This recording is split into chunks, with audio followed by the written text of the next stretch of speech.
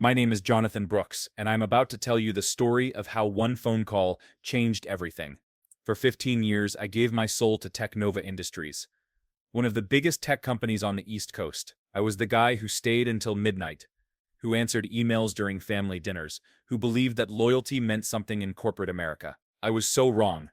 To keep listening to this beautiful and special story, please hit that like button and subscribe to the channel.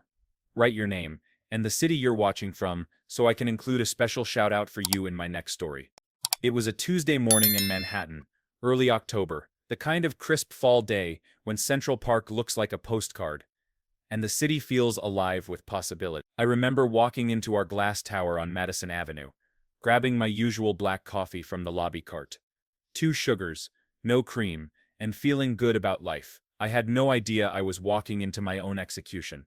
The elevator ride to the 42nd floor felt different that morning. Maybe it was the silence or the way my assistant Jennifer avoided eye contact when I passed her desk. "Morning meeting's been moved to conference room A," she whispered, not looking up from her computer screen. Conference room A, the big one, the one with the mahogany table that cost more than most people's cars.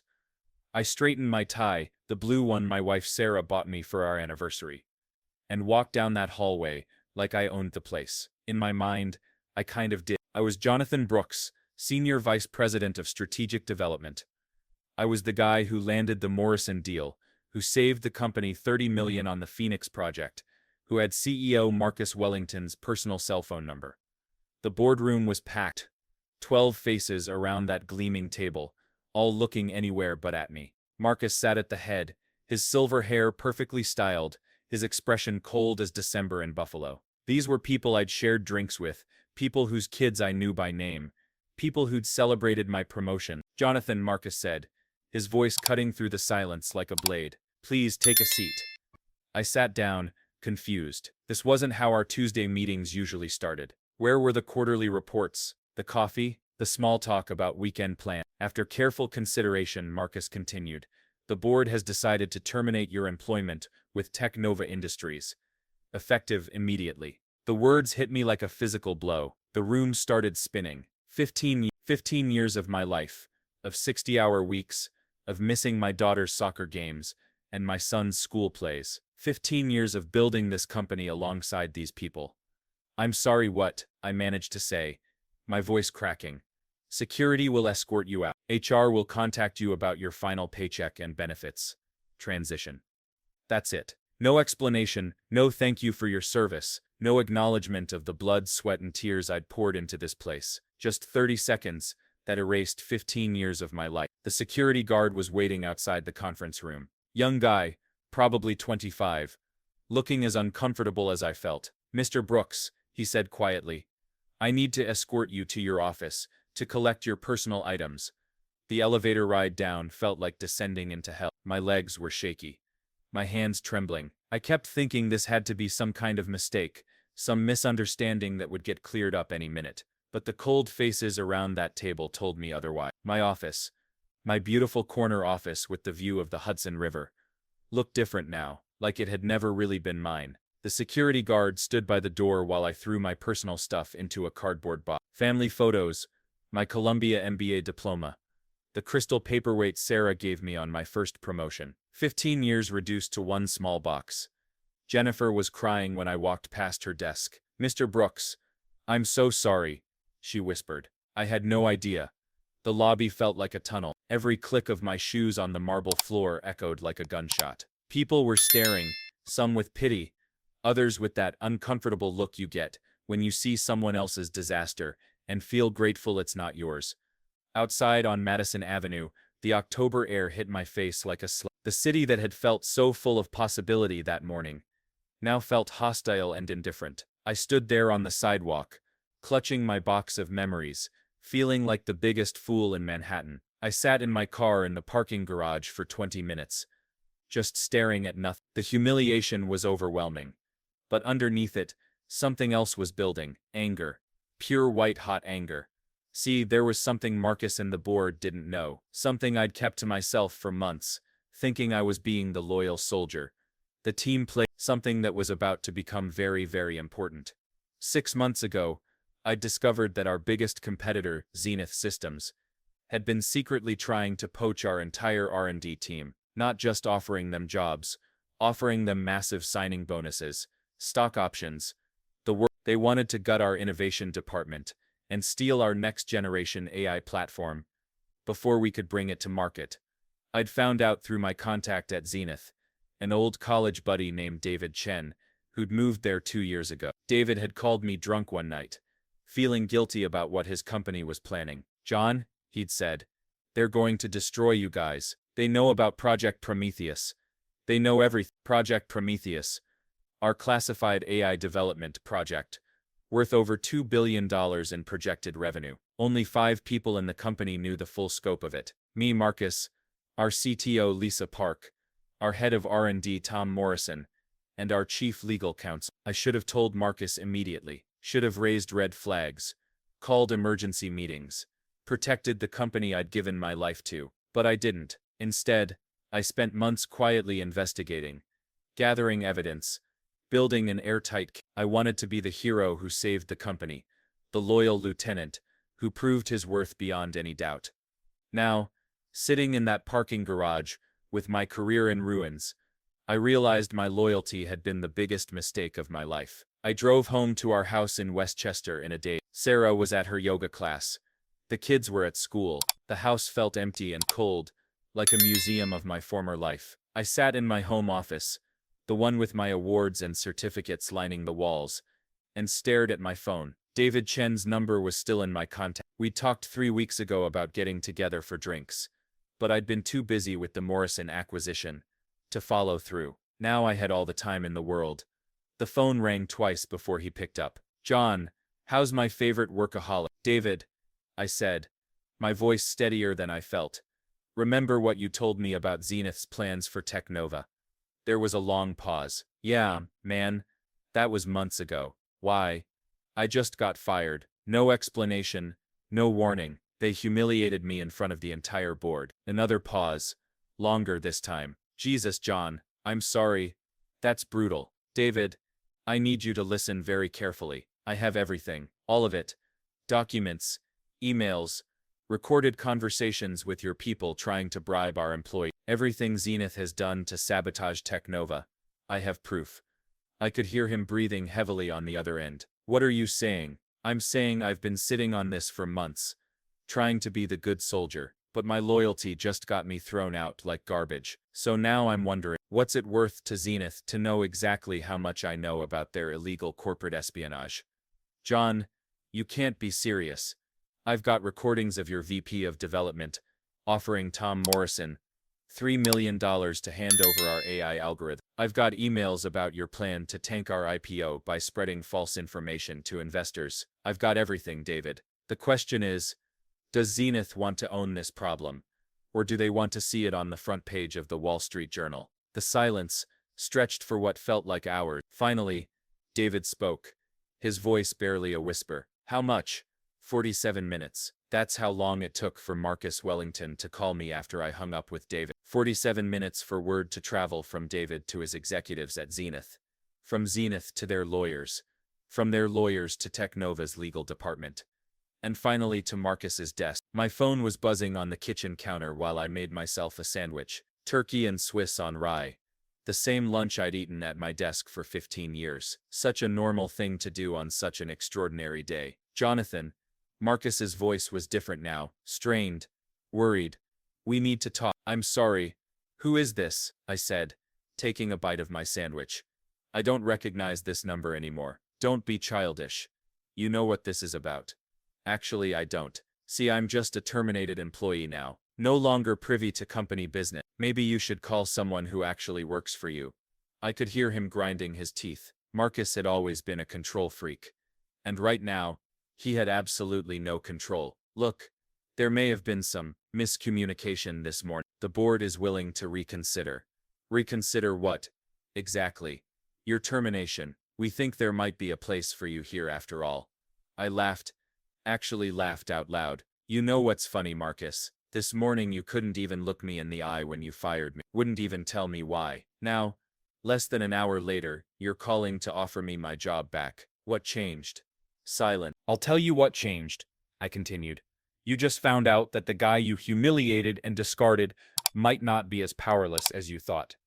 By evening, I'd heard from 6 different people at Technova. First Marcus, then our general counsel, then 2 board members, then our head of security, and finally, Jennifer, my former assistant, calling to tell me that the office was in complete chaos. "Mr. Brooks," she whispered, "they've had lawyers here all afternoon. People are running around like the building's on fire. What did you do?" What I'd done was simple. I'd made it clear to both Technova and Zenith that I had enough evidence to destroy both companies and that my loyalty was now for sale to the highest bidder. Corporate espionage cases were federal crimes. Stock manipulation was a felony. The SEC would have a field day with what I'd collected. But here's the thing. I didn't want money. I wanted something much more valuable. I wanted respect. I wanted acknowledgement. I wanted them to understand that Jonathan Brooks wasn't some disposable middle manager they could humiliate and forget. The second call from Marcus came at 8 p.m. "What do you want?" he asked, cutting straight to the point. "That's a hell of a question from someone who fired me this morning." "Jonathan, please, let's be adults here. You have something that could damage the company." "Damage it?" "Marcus, what I have could end it. Zenith's been planning a coordinated attack for months.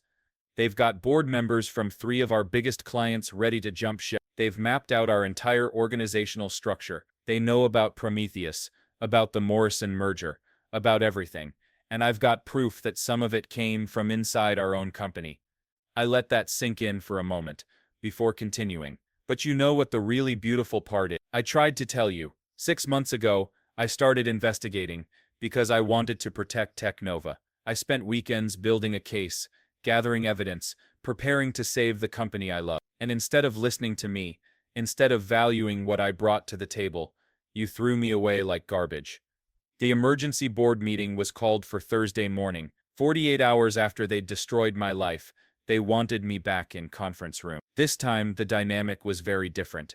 I walked into that room, wearing my best suit, the charcoal gray Armani that Sarah bought me for my 40th birthday. I felt like a different person than the broken man who'd left there 2 days ago. I felt powerful. 12 faces around the table, just like Tuesday morning, but now they were all looking directly at me. Marcus stood up when I entered, something he'd never done before in 15 years. "Jonathan, thank you for coming." I didn't sit down. I stood at the foot of the table looking at each of them in turn. "Let me save us all some time," I said. "I know why I'm here. You've been briefed on what I have, and you're terrified. You should be." Board member Patricia Stern, a woman who'd never spoken to me directly in 5 years, cleared her throat. "Jonathan, we want to apologize for Tuesday's misunderstanding." "Misunderstanding?" I almost laughed. "You fired me, in front of everyone, without explanation. You had security escort me out like a criminal. What exactly was misunderstood?" The room was silent. These powerful people, CEOs of other companies, millionaires, masters of the universe, looked like scolded children. "We're prepared to offer you your old position back," Marcus said carefully, "with a significant raise and additional stock options." "My old position." I let that hang in the air. "The position where I reported to you, where I followed your order, where my loyalty and dedication meant nothing the moment you decided I was inconvenient." I walked around the table slowly, like a prosecutor addressing a jury. "Here's what's going to happen. I'm going to walk out of here, and you're going to have to live with the consequences of how you treated me, because the Jonathan Brooks, who would have died for this company, you killed him Tuesday morning.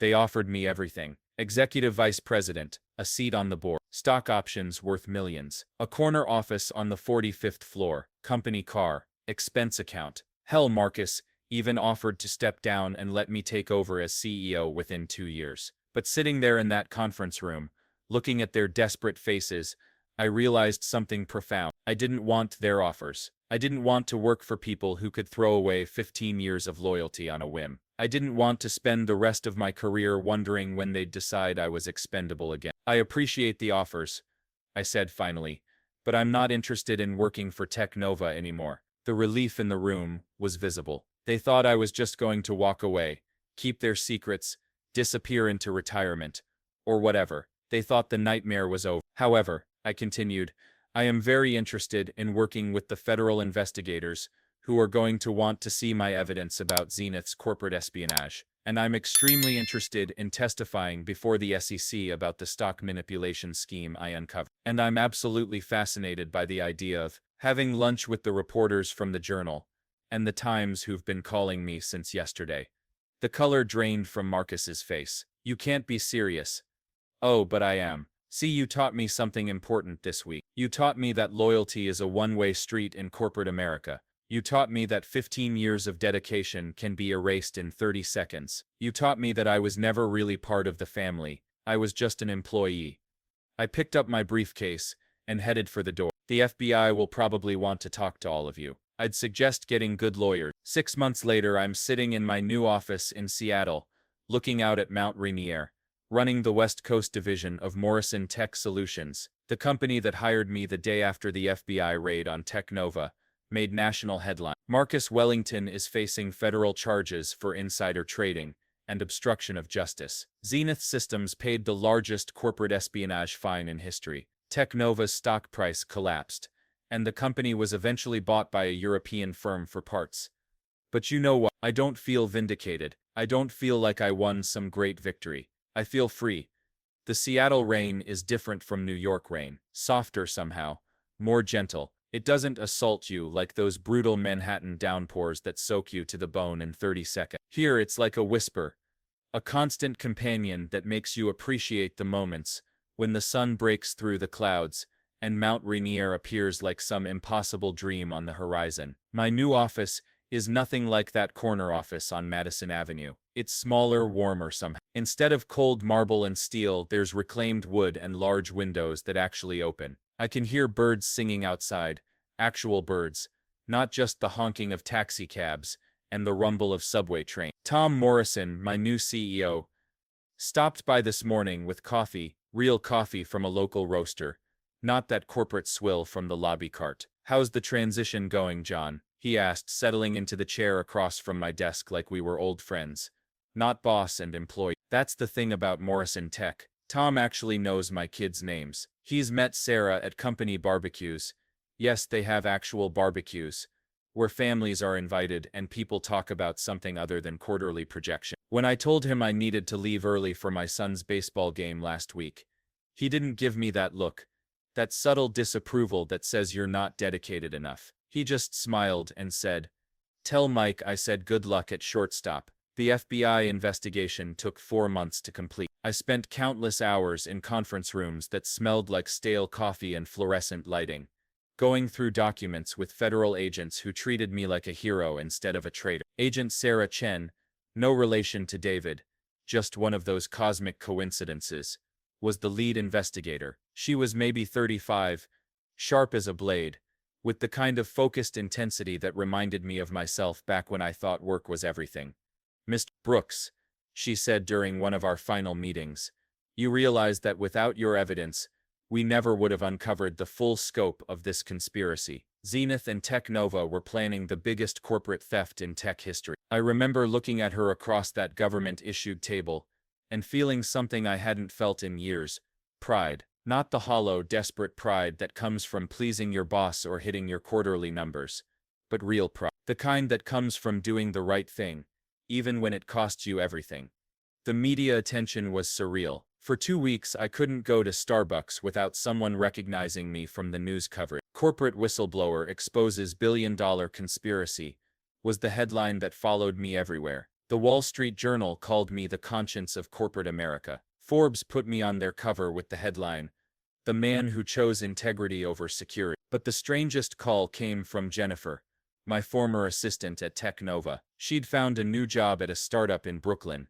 Better pay, better hours, better people, she told me. "Mr. Brooks," she said, her voice shaky with emotion, "I wanted to thank you. After you left, after everything came out, I realized I was working for monsters. They fired half the administrative staff to cover their legal costs. No severance, no warning, just security escorts and cardboard boxes, just like they did to you." She paused, and I could hear her crying softly.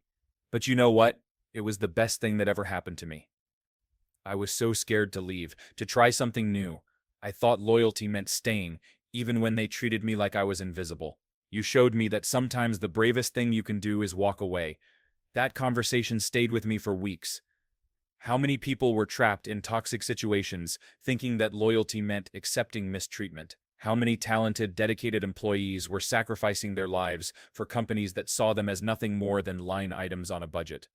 Sarah and I talk about it sometimes during our evening walks around our new neighborhood in Queen Anne. The houses here have character craftsmen bungalows with front porches where people actually sit and wave to their neighbors. It's a far cry from our Westchester McMansion with its perfect lawn and three-car garage that we barely used because we were always at the office. Do you miss it? She asked me last night, as we stopped to pet a golden retriever whose owner was more interested in talking about the weather than closing deals or market positioning. Miss what? The power, the money, the status, that corner office with the view of the Hudson. I thought about it for a long moment, watching our kids play street hockey with neighborhood kids whose parents we'd actually gotten to know. You know what I miss, I said finally. I miss who I thought I was. For 15 years I believed I was building something important, that I was part of a family, that my work mattered. I miss the innocence of that belief. She took my hand, something we never did during those frantic New York years when we were always rushing somewhere, always stressed about something. But you were building something important, she said. You were building integrity. You just couldn't see it at the time. Last month, I got an unexpected visitor at my Seattle office. David Chen had flown up from San Francisco, where he'd started his own consulting firm after Zenith let him go during the scandal fallout. He looked older, grayer but somehow lighter, like a weight had been lifted from his shoulder. I owe you an apology, he said, settling into that same chair where Tom Morrison had sat with his coffee. And a thank you. For what? For showing me that there's life after corporate America. For proving that doing the right thing doesn't have to destroy you. For teaching me that sometimes the best thing that can happen to you is getting fired. We talked for 2 hours about everything. Our kids, our new lives, our regrets about the old one. He told me about the consulting work he was doing, helping small companies avoid the toxic culture that had consumed us both. I told him about Morrison Tech's approach to work-life balance, their profit-sharing program, their commitment to treating employees like human beings instead of assets. You know what's funny? David said as he was leaving. We spent 20 years climbing the corporate ladder, and we never stopped to ask if it was leaning against the right wall. That night, I stayed late at the office, not because I had to, but because I wanted to. I was working on a presentation for a new client, a family-owned business in Portland, that was looking to expand their operations. The work felt different now. It wasn't about crushing competitors or maximizing shareholder value. It was about helping good people build something sustainable, something that would support their employees and their community for generations. Around 8 o'clock, Tom Morrison knocked on my door. Don't tell me you're pulling a New York all-nighter, he said with a grin. Just finishing up the Portland proposal. I'm excited about this one, Tom. They remind me of what business used to be like before everything became about quarterly earnings and stock prices. He nodded, understanding exactly what I meant. You know, John, when I started this company 15 years ago, I made myself a promise. I swore I'd never become the kind of boss who forgot that employees have lives outside the office. Watching what happened to you at Technova reminded me why that promise matters. As I drove home through the Seattle streets, past the coffee shops and bookstores and restaurants where people lingered over conversations instead of rushing to the next meeting, I thought about that Tuesday morning in October that changed everything. For months afterward, I'd felt like a victim, like someone who'd been wronged by people who should have known better. But now I understand the truth. I wasn't a victim. I was a volunteer. I'd volunteered to give my life to people who didn't value it. I'd volunteered to sacrifice my family for a company that saw me as replaceable.